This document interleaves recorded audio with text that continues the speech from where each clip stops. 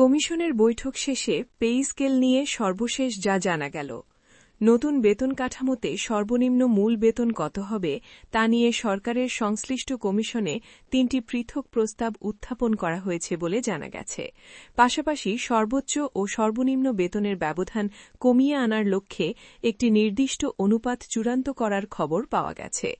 বৃহস্পতিবার ৮ জানুয়ারি সচিবালয়ে পে কমিশনের সভাপতি জাকির আহমেদ খানের সভাপতিত্বে অনুষ্ঠিত সভায় এসব প্রস্তাব নিয়ে আলোচনা হয়। কমিশন সূত্রের খবর অনুযায়ী সর্বনিম্ন বেতন ২০তম গ্রেড নির্ধারণে ৩টি বিকল্প প্রস্তাব পর্যালোচনায় রয়েছে। এর মধ্যে প্রথম প্রস্তাবে সর্বনিম্ন মূল বেতন ২১,০০০ টাকা, দ্বিতীয় প্রস্তাবে ১৭,০০০ টাকা এবং তৃতীয় প্রস্তাবে ১৬,০০০ টাকা করার কথা বলা হয়েছে। যদিও বিষয়টি নিয়ে এদিন প্রেজেন্টেশন দেয়া হয়েছে, তবে কোনো প্রস্তাবই এখনও চূড়ান্ত করা সম্ভব হয়নি।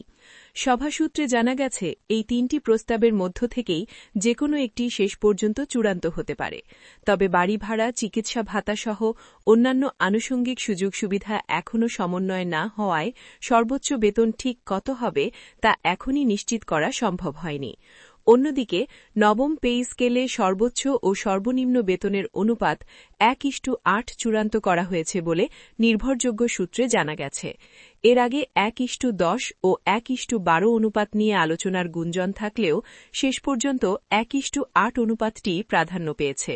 এই অনুপাত কার্যকর হওয়ার অর্থ হল ২০তম গ্রেডের একজন কর্মচারীর মূল বেতন যদি ১০০ টাকা হয়, তবে সর্বোচ্চ গ্রেডের কর্মকর্তার মূল বেতন হবে ৮০০ টাকা।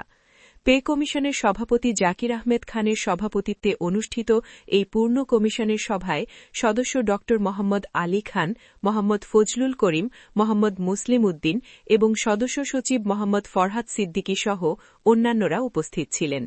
যদিও বৈঠক শেষে আনুষ্ঠানিকভাবে কোনো ঘোষণা দেয়া হয়নি, তবে নাম প্রকাশে অনিচ্ছুক কমিশনের এক সদস্য জানিয়েছেন, পরবর্তী সভায় এই প্রস্তাবগুলো চূড়ান্ত রূপ পেতে পারে।